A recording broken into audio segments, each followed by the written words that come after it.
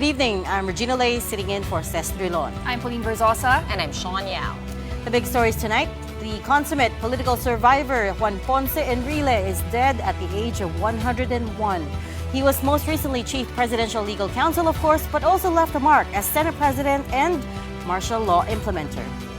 And President Bongbong Marcos vowed to put in jail by Christmas several people involved in the flood control scandal. The former Speaker, Martin Romualdez, wasn't on that list, and Marcos says the evidence against him wasn't there yet.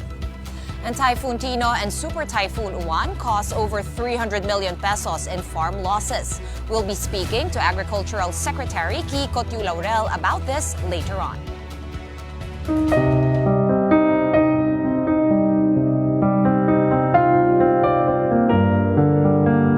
Gusto ko, happy kayong lahat.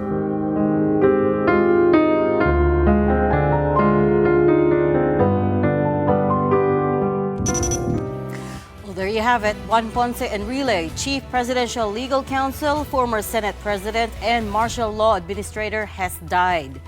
His daughter Katrina announced his passing this afternoon on her Facebook page. Katrina wrote, "It is with profound love and gratitude that my father, Juan Ponce Enrile, peacefully returned to his crater on November 13, 2025 at 4:21 p.m., surrounded by our family in the comfort of our home." She also said it was her dad's heartfelt wish to take his final rest at home with his family by his side. Enrile had been battling pneumonia after he took leave from his position in October, though he was last seen at the Sandigan Bayan on October 4 for a hearing on his PDAF-related graft cases. On October 24, Enrile attended the promulgation of his graft cases online from a hospital as he had already caught pneumonia by then. And that day, Enrile, his former Chief of Staff Gigi Reyes, and Janet Tapoles were acquitted of 15 counts of graft in connection with the alleged misuse of his Priority Development Assistance Fund, or PDAF, as we said, when he was still a senator. Now, it was Senator Jinggoy Estrada who broke the news in the Senate plenary Tuesday this week that Enrile was in intensive care and had a slim chance of surviving. The Senate offered a short prayer for Enrile during the session. Tributes immediately poured in for Enrile after his death was confirmed this afternoon. President Bongbong Marcos bid goodbye to Enrile, who he said was one of the most enduring and respected public servants the country has ever known. Marcos said Enrile's passing marks the close of a chapter in our nation's history, but the mark he leaves behind in law, governance, and in the hearts of those he served will never be forgotten. Senator J.V. Ejercito remembered Enrile as a legend in Philippine politics and one of the most brilliant minds to ever walk the Senate halls. Senator Mig Zubiri also praised Enrile's mastery of legal principles and for being true to his motto, "Gusto ko, happy ka." Zubiri said he hopes that those who remain in public life will be inspired by Enrile's dedication to study issues, honor the country's institutions, and to serve the people. Manila 3rd District Congressman Joel Chua called Enrile one of the few Filipinos who have been pivotal in our nation's history. Chua is right. Enrile was one of history's most consequential and controversial Filipinos. He was a protege of Ferdinand Marcos Sr. and helped devise and administer 8 years of martial law. He also served as Marcos Sr.'s defense minister before turning on his principle in 1986 and joining the People Power movement. Enrile served in the Senate in 3 separate periods: 1987 to 1992, 1995 to 2001, and consecutive terms from 2004 to 2016. In 2014, he was jailed for 1 year on charges of plunder and graft. And of course, he came full circle in 2022 when President Bongbong Marcos Jr. appointed him as Presidential Legal Counsel. Enrile was born Juanito Furunganan on Feb 14, 1924 in Gonzaga, Cagayan Province, the illegitimate son of a politician. He only met his father at age 21 and a few years later changed his name legally to what we now call him, Juan Ponce Enrile. All right, we are now joined by historian Xiao Chua to talk about the life and the legacy of Juan Ponce Enrile. Good evening, Xiao. Welcome to the big story again. Makasaysayang araw, ladies, and to all our listeners. Good evening. It is one for the books set definitely today. And as we just read, Juan Ponce Enrile was, of course, a political force like no other. But how do you, a historian, remember him? Well, first of all, he was a public servant. He served in government for many years, and in many of those years, he showed that yung sterling intelligence in public service. No? Of course, unfortunately, the problem, alam nyo, he had great promise when he started because he was very young when he was placed in the cabinet of Marcos. He was one of the friends of Rafael Salas. And Rafael Salas, and even if he was older, considered Rafael Salas a mentor. Unfortunately, when he became defense secretary, he became one of the architects co-authored with Marcos the proclamation of martial law, even years before it was proclaimed, and he became the chief implementer of that. Unfortunately, also, he became too powerful, I guess, very young, too powerful, and he was able to also amass a lot of businesses while in government, which became problematic because eventually that would also, people would also point out to human rights violations that happened during the regime, not just in martial law, but also while protecting some of the forests where there were like slugging business and all of that, like what happened in Sangud in Las Navas, Sabah. There were times that he redeemed himself, like in the People Power Revolution. There were moments like sterling moments like during the Corona impeachment where he showed such grace and legal prowess and wonderful wisdom when it comes to law and legality. But there were also times when it was disappointing, when he led coup d'etat against a popularly elected leader many times that it's the effect on the economy is staggering. So, and then of course after that there were accusations of corruption. So yes, we grieve with the family now. It's very sad, but I believe we also have to learn lessons from his long life. I mean, it's very hard to simplify his life. He's 101 or 103 years old. Even in death, we really do not know his age. Yeah. He's a mysterious guy. He is a very enigmatic guy, and we also have many Enriles. His propensity to change his version of history every now and then, he would be a fascinating figure to study for many years to come. But for now, we have to reflect on some of the good things that he had done, but also on the immense effect that he did to our society, in our institutions. This is really a time of reflection. One of those reflections, Xiao, that I've been seeing online, some people call him the president we never had because of a spat, supposedly, with Danding Cojuangco also, who has passed away. What do you remember from that time in history? I think that was early 90s. Well, after the People Power Revolution, and then of course the 1987 Constitution was ratified, 1992 was the first presidential elections. And of course, there were many candidates. The pro-Marcos candidates were not able to field one single candidate. So there was Danding Cojuangco, Imelda Marcos, and there was, of course, if I'm not mistaken, Juan Ponce Enrile was also ran in that race. So they were not able to win. Enrile did not win. He tried many times to become president, but there's so many things that hounded him during his lifetime. That's why I guess he wasn't able to amass popular. He was most popular after EDSA Revolution. But of course, after that, he made the decision to hold out against the regime of Aquino because of many differences, I guess. And the only problem was he challenged her not just through electoral politics, but also through the dangerous game of military adventurism, which only takes toll to our economy. Yeah, and he also, like you were saying, toward the end of his life, which was still maybe a decade ago, he did release a book.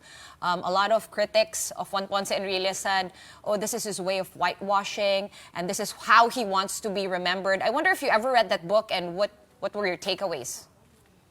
Well, it's a very interesting book. It offers a lot of anecdotes because Enrile had a very interesting life, and I guess a lot of the things that were written there were true based on his memories.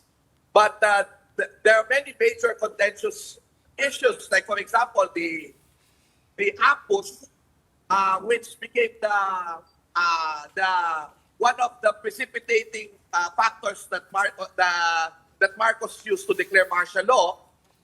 He admitted in the EDSA People Power Revolution when he bolted out from the regime that it was staged by Marcos himself, and they staged it together. But after some time, he also changes his tone in the memoir, and also during his interview with Bongbong Marcos during the 2022 campaign, he basically dismissed and gaslighted the many victims of human rights violations by saying that there was no human rights violations that happened during the Marcos regime. So I guess when he acknowledged a lot of these things during his time, during People Power Revolution, when he bolted out against Marcos, that there was a problem during the Marcos dictatorship. So these are the things that makes his versions of history problematic. But again, brilliant guy and an interesting life it was. Well, Xiao, a lot of people would even say that his political life really swung like a pendulum. I mean, how do you think he became such an enduring personality in politics, considering that at such a young age? In an interview with Ces Oreña-Drilon, he even said that he thought he wouldn't amount to anything. He thought his life would just be as an ordinary fisher folk in Cagayan. But now his name is, is quite historical already. He lived through many historical events. I'll tell you something. We might, all of us will have different ideas about Juan Ponce Enrile. But there's one thing that all of us will agree. Juan Ponce Enrile is consequential in our history. He is in many ways inevitable. Inevitable in many ways because he plays the game of politics very well. He is a survivor. He survived everything. And because of that, in many ways, he is a picture, he is a reflection of Filipino politics. How you can survive it with a lot of talent, intelligence, but in many ways it's also sad because there was impunity.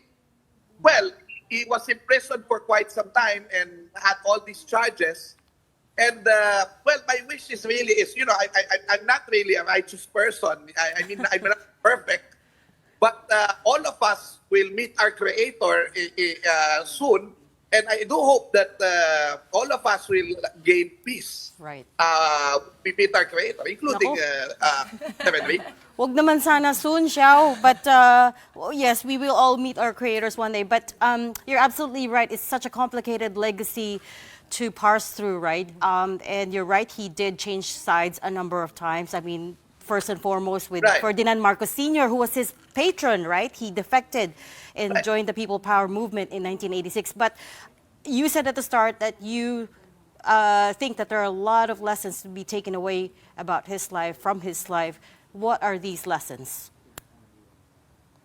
Well, first, you can be very intelligent, but how do you use that intelligence? I'm not saying that Mr. Enrile did only bad things. I'm only saying that there were times that he used this intelligence. I guess he also believes for the good of the country.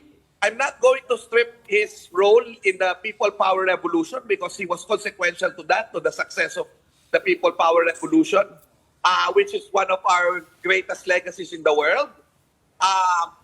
But I do wish that after EDSA Revolution, he was able to stand his ground to defend democracy and not to really, um, join all this military adventurism and all of that. But I mean, let them, not join, let them. But it is what it is. It is what it is.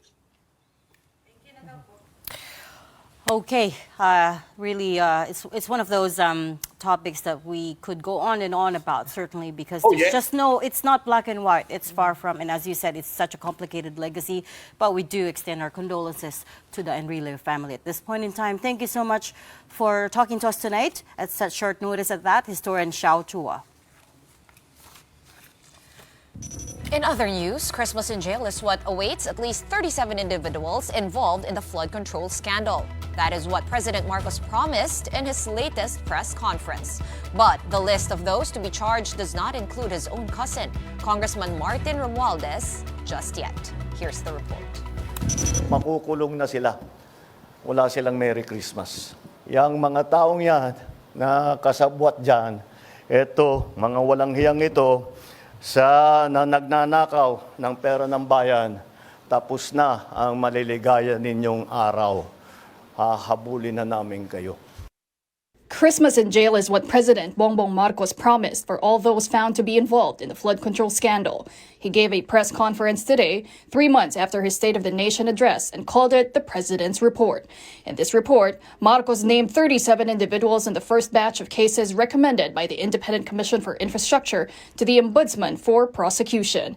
These include Senators Joel Villanueva and Jinggoy Estrada, former DPWH officials, including former Secretary Manny Bonoan, and the so-called Bulacan Boys, Henry Alcantara, Bryce Hernandez, and JP Mendoza, as well as COA Commissioner Mario Lipana, contractors, chief of them the Discaya couple, and former representatives Mitch Cahayon Uy, and of course, Zaldico. The president was asked whether he thought Co could qualify as state witness. That option is always there, except for them who are the most guilty. You think he is? I don't want. And then pag sinabi ko, sasagutin kita, sasabihin nyo, prejudged. Let the courts do their work. But the list of 37 does not include the president's cousin, former House Speaker Martin Romualdez. Recall that Romualdez was implicated by contractors Curly and Sara Discaya and the surprise witness Orly Guteza in the Senate Blue Ribbon Committee hearings.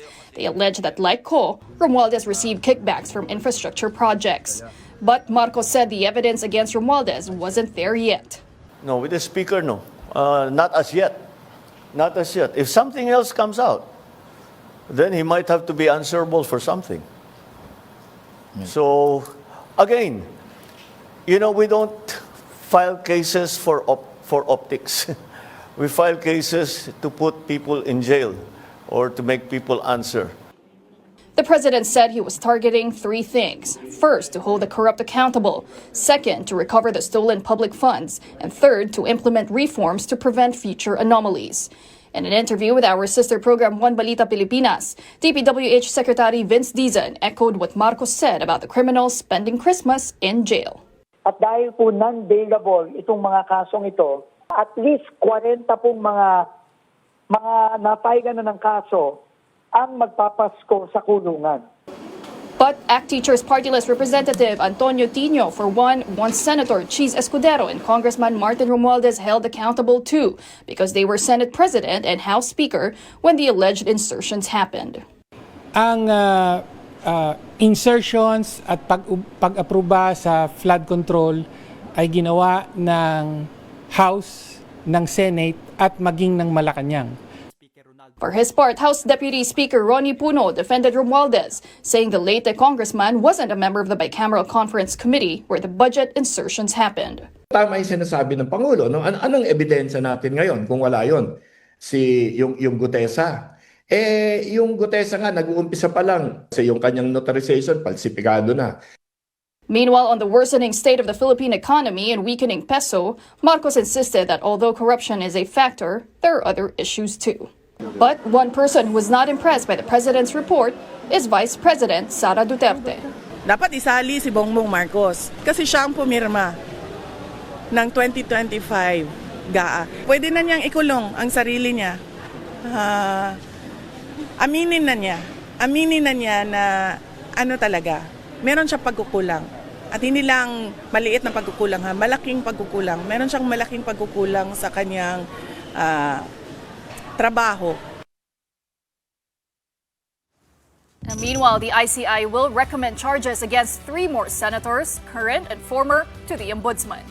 ICI chairperson Andres Reyes Jr. did not name names yet, but he said the charges will be filed next week. The commission earlier recommended cases against Senators Jinggoy Estrada and Joel Villanueva, both of whom have vehemently denied their involvement in the flood control fiasco. Separately, a DOJ fact-finding report earlier tagged Senators Cheese Escudero and Mark Villar and former Senators Bong Revilla and Nancy Binay in the issue. It said Revilla had at least 300 million pesos in flood control budget insertions and Binay 37 million. While Escudero has admitted to having accepted donations from a contractor in the 2022 polls, which is against the law. In addition, the ICI has also recommended charges of graft, malversation, and falsification of documents against former DPWH engineers Henry Alcantara, Bryce Hernandez, Ernesto Galang, Jolo Tayaw, John Michael Ramos, Lemuel Roque, and contractor Darcy Respecio of Darcy and Anna Builders and Trading. The ICI also recommended charges of violating the Code of Conduct and Ethical Standards for public officials against former DPWH officials Manny Bonoan, Roberto Bernardo, and Maria Catalina Cabral in relation to the 74 million peso riverbank protection structure in Hagonoy, Bulacan that apparently was never accomplished. It appears that several DPWH public officials were grossly negligent, if not remiss, in the performance of the respective duties to ensure that the project was properly implemented and that government funds were lawfully and prudently disbursed. Speaking of Zaldi Ko, he will attend the Senate Blue Ribbon Committee hearing tomorrow via Zoom. That's according to Senator Amy Marcos. The presidential sister did not detail her source but claimed that Ko is indeed the VIP witness that Senator Ping Lacson previously hinted at. Per Senate rules, resource persons attending hearings remotely from other countries must do it inside a Philippine embassy to validate their testimonies. But Senator Marcos wants Zaldi Ko to come home. Dapat umuwi siya kasi nagtatago sa Zoom. Higit sa lahat, bakit? Mas paniniwalaan siya kesa sa mga testigong humarap. Pero hindi ako sigurado ha, ito lang ang latest chika na na-convince siya na umapir ng Zoom. Pero may duda pa rin ako kung talagang matutuloy. Senator Marcos also alleged that some congressmen will testify tomorrow to back her cousin, Congressman Martin Romualdez, all of them reading from the same script.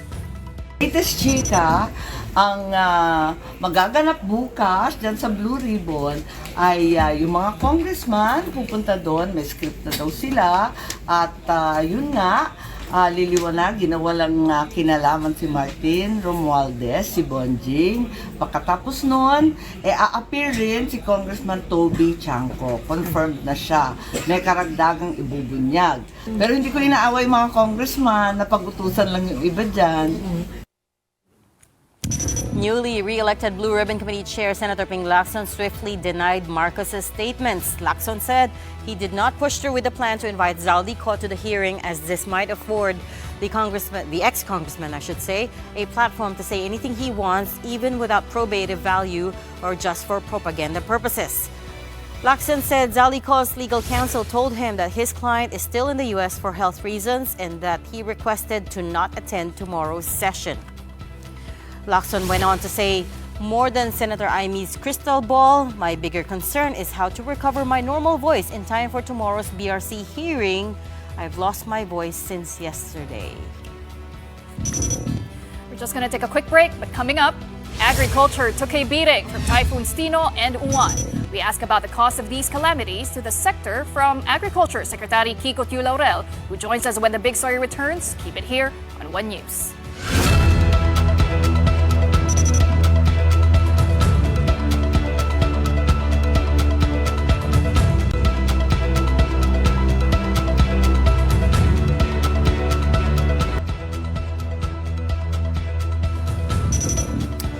You are watching the big story here on One News. As Luzon and the Visayas continue to reel from the aftermath of Typhoons Tino and Uwan, the death toll has also risen.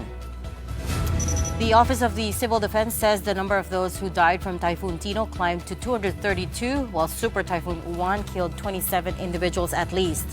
There are still about 112 people missing due to Tino. Both calamities have also left millions in damages to infrastructure from strong winds and flooding. Agricultural damage, meanwhile, from both Tino and Uwan are estimated to have reached over 300 million pesos. Uwan accounted for about 142 million pesos in farm damage, mostly in Mimaropa and Bicol, while Tino cost over 159 million pesos in losses, affecting nearly 6,000 farmers. Let's talk about this a little bit more. We've got with us tonight Agriculture Secretary Francisco Tiu Laurel. Good evening, Secretary. Thanks for joining us. Good evening, ladies. Secretary, I'm sorry, you're coming a little bit choppy. Could you try that Hello, again? good evening sa inyo. Ayun. Yes, good evening. Good evening. Okay, so first and foremost... Good evening sa inyo. Okay, let's try this anyways. First off, Secretary, what is the current status of the agricultural damage caused by both Super Typhoon Uwan and Typhoon Tino? If you could give us an update, please. I think. Honest with the President kanina. So, malaking tama sa Abaca, sa Catanduanes, almost 700 million na eh. Sa coconut also is to almost wipe out then. So it's not too good, no? Overall, we're still assessing. It's still preliminary data, but I would assume the whole effect of both storms would be aabot ng 1 or 2 billion siguro to, in my own personal estimate. So, sorry, Secretary, we missed the first part of your statement. Did you say at least 700 million pesos in damage sa Catanduanes alone? Yeah, sa Abaca lang yun. Abaca, okay. So wala pa yung coconut, but I would assume baka umabot din ng almost 1 billion dun eh, pati fisheries. Okay, and months ago, Secretary, we were talking about insuring the farmers. Has this been rolled out na? And makaklaim ba nila yung mga damages na ito? Yes, basically yung mga nag-register at nag-apply for insurance, makaka-claim sila. But of course, not everybody siguro gumawa nun, ano? But whoever applied will be able to get some insurance coverage, yes. Yung 1 to 2 billion pesos in damage that you estimated, that includes fisheries, the fishermen? Oh, yes, okay. Yes, yes. So both farmlands and fisheries na yun, okay. And going back to the crop insurance, sa tala ninyo, no, Secretary, mga ilang percent ng mga farmers, fisher folk yung nag-apply for this? Do we have an idea? Wala kaming idea ngayon, but kung ang pwede na mag-apply dito yung mga naka-register sa RSBSA system natin eh. And basically, I think maybe almost 50+% lang ang registered sa ngayon, no, sa ating registry system for farmers and fisher folks. With the Super Typhoon Uwan, the death toll was significantly less than Typhoon Tino, and that was because people were a lot more prepared.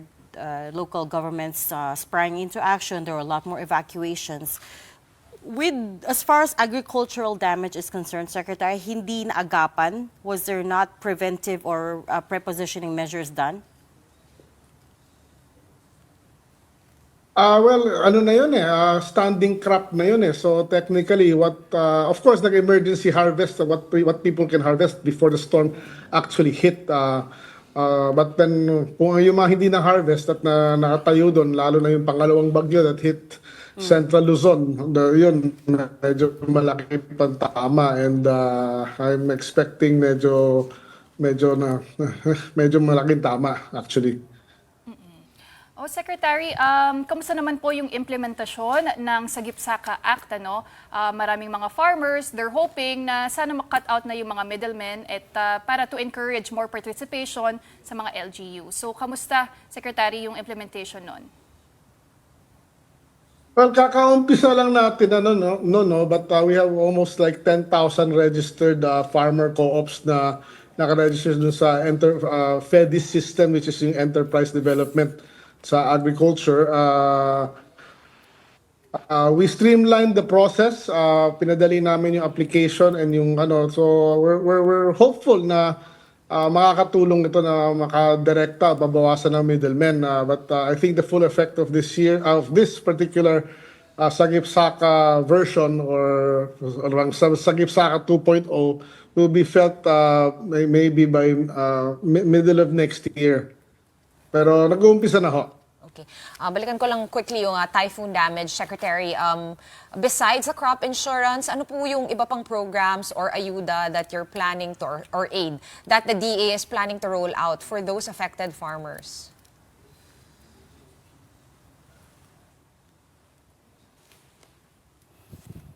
I think we might have lost Secretary.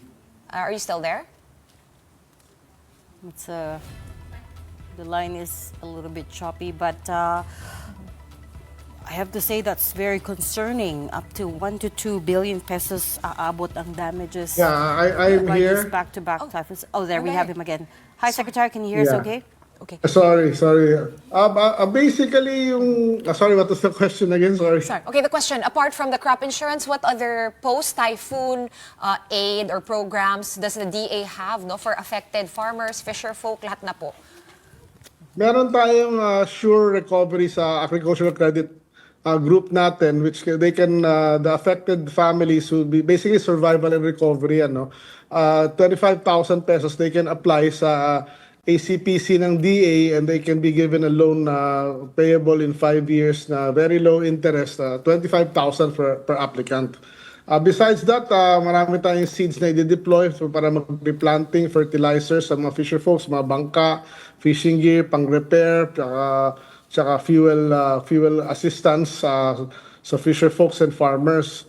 So ang intention is talagang kailangan mag-replant kaagad. At so naka-deploy na naman yun at we're just waiting for the floods to recede. Sa mga pwedeng magplant na kaagad kasi nandun na sa areas lahat ng kinakailangan in order to replant. And naka-deploy din yung ating yung crop insurance group at yung credit group natin to hopefully mabigyan ng funds kaagad ng ating mga farmers and fisher folks to restart their livelihood.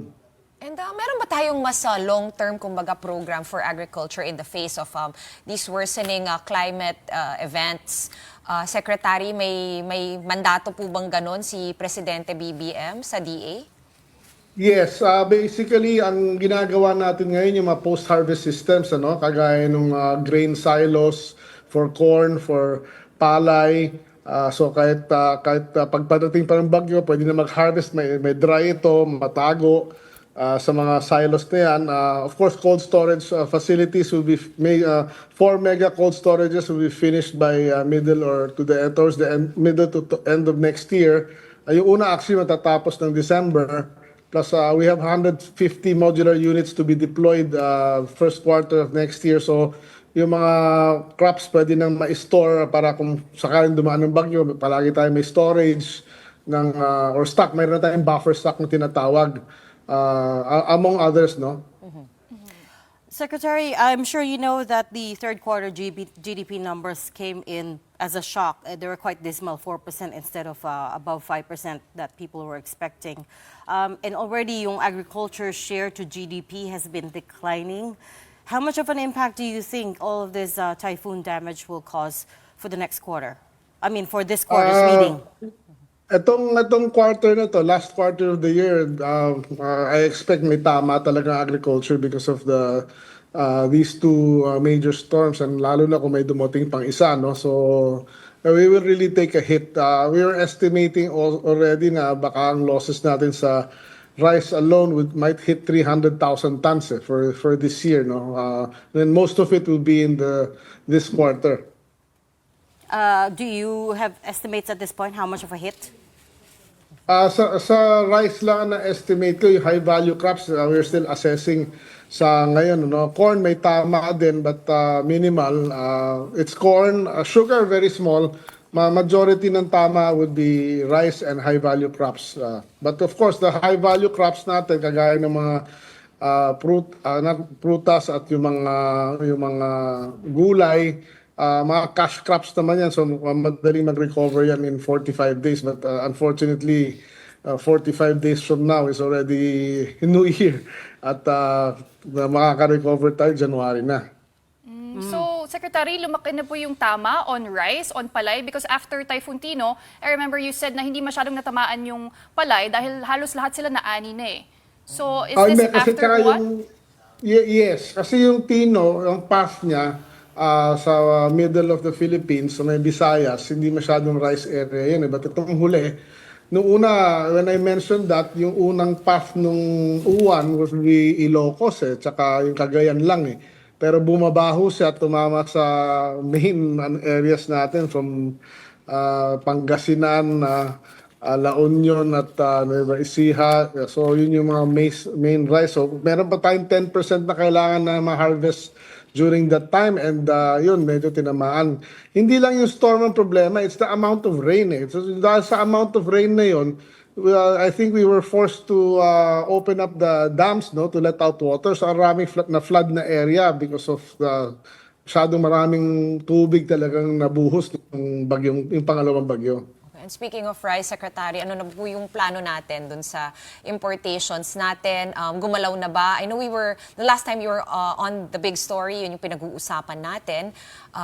Babalik na po ba yung mas mataas na rice tariffs and when do you see that happening? Well, we will open up our market for imported rice by January ulit. The palay prices have risen na from a low of 8 to 10 pesos. Meron ng 13, 14 in the major producing areas. Yung mga ibang areas naman na may production pero hindi yung mga major. Meron na tayong mga 17 actually. So, okay naman.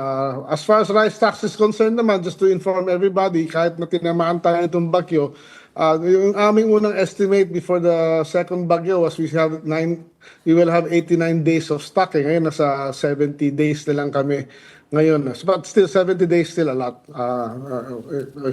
So we're still okay, no problem.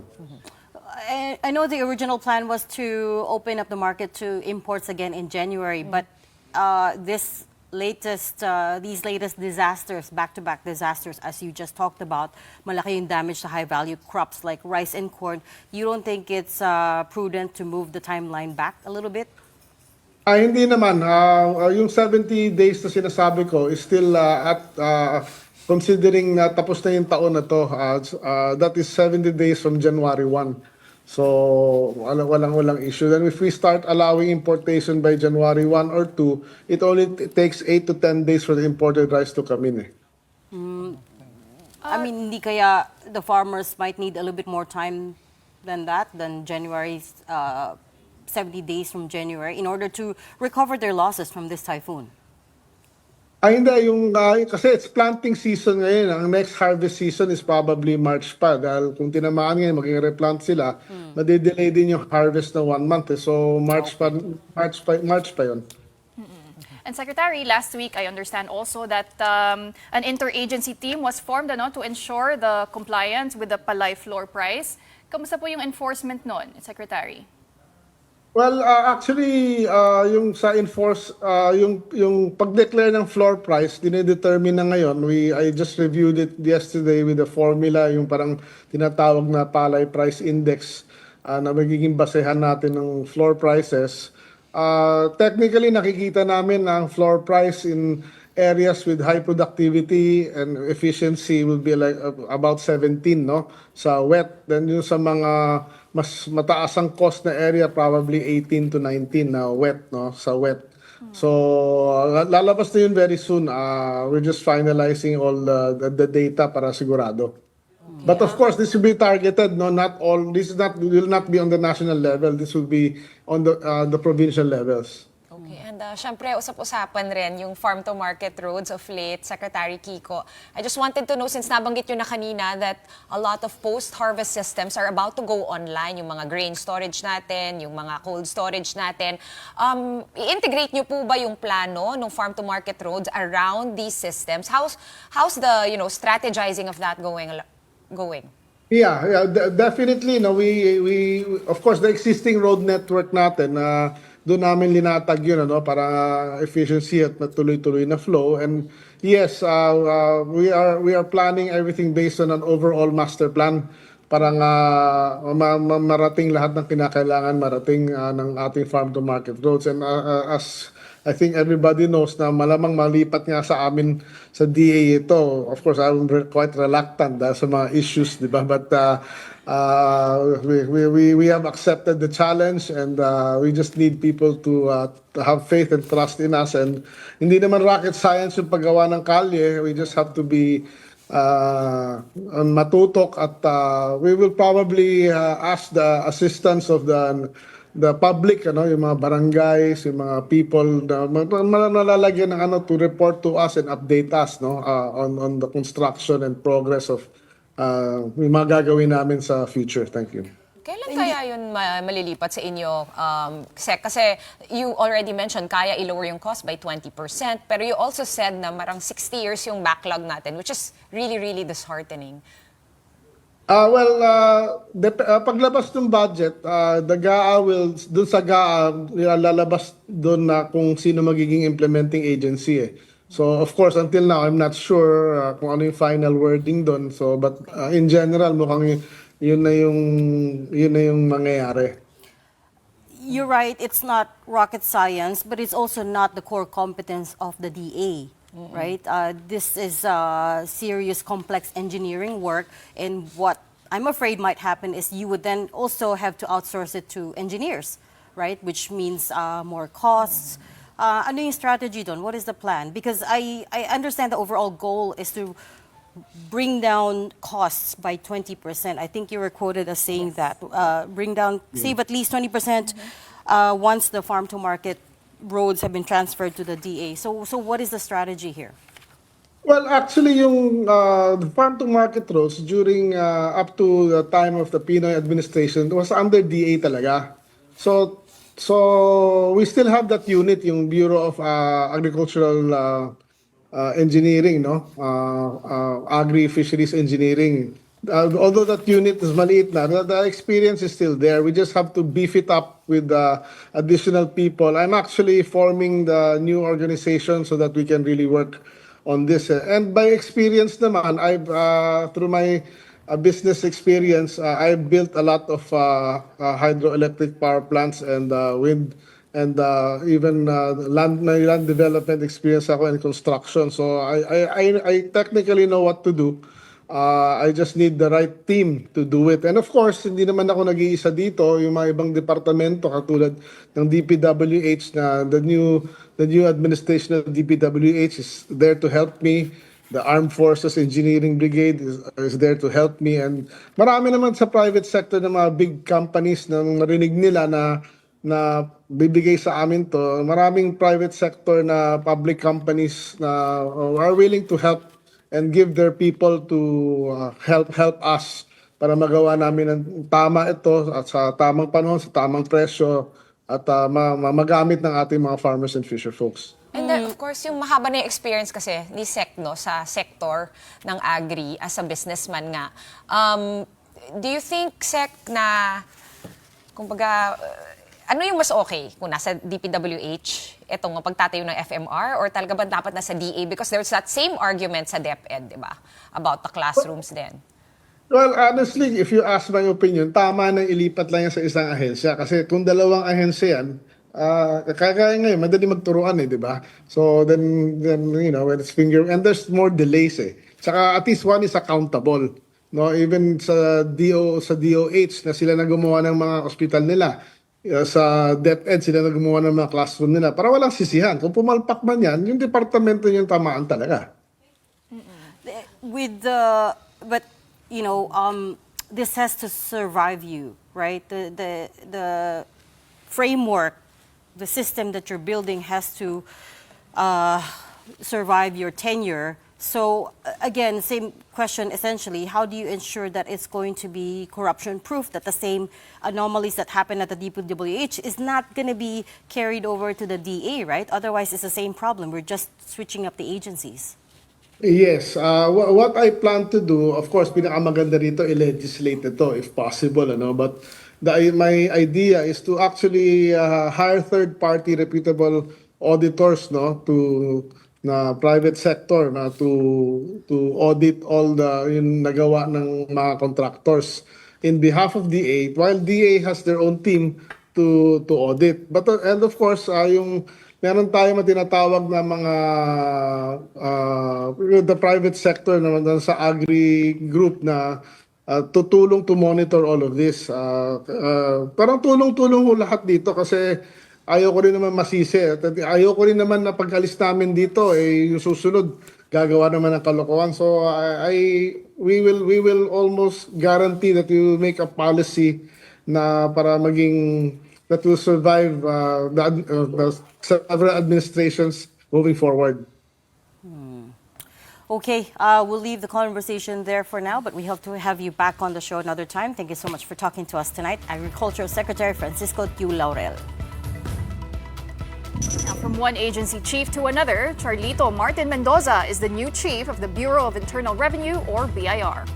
Mendoza took his oath in Malacanang earlier today. He previously served as Finance Undersecretary for Revenue Operations, overseeing the BIR and the Bureau of Customs. He replaces Romeo Lumagi Jr., who served 3 years in the tax agency. The palace did not disclose, though, whether Lumagi resigned or was relieved from his post. But before his departure, Lumagi said the Bureau will likely miss its 3.22 trillion peso collection target this year. That's due to sluggish government spending and the flood control scandal weighing heavily on overall tax receipts. Meantime, the Justice Department's officer in charge, Frederick Vida, is now acting secretary. That's according to Malacanang's appointment paper dated November 12, released by the DOJ. Vida served as mayor of Mendez Town in Cavite before being appointed Justice Undersecretary in 2023. He assumed the DOJ's leadership after Boying Remulla became ombudsman on October 7. We're pausing for another quick break, but right after that, Senator Bato de la Rosa is seeking both divine and legal intervention as he faces a possible arrest by the ICC. We have the details on that next. Keep it here on One News.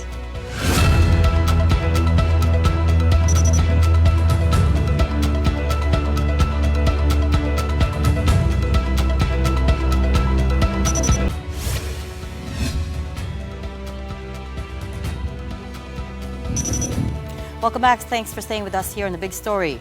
Amid reports that the International Criminal Court has issued an arrest warrant against him, Senator Bato de la Rosa is seeking relief from both the Supreme Court and his spiritual advisor. De la Rosa, through his legal counsel, attorney Israelito Torion, has formally filed a petition before the Supreme Court to issue a temporary restraining order against the alleged arrest order. In a separate petition with the High Tribunal, De La Rosa's camp also wants to compel Ombudsman Boying Remulla to submit to the court the supposed warrant that he is holding. Remulla, during a press briefing on November 10, reiterated that there's already a warrant out for De La Rosa. But De La Rosa, who has not attended the Senate's last two sessions, shared two posts on Facebook today.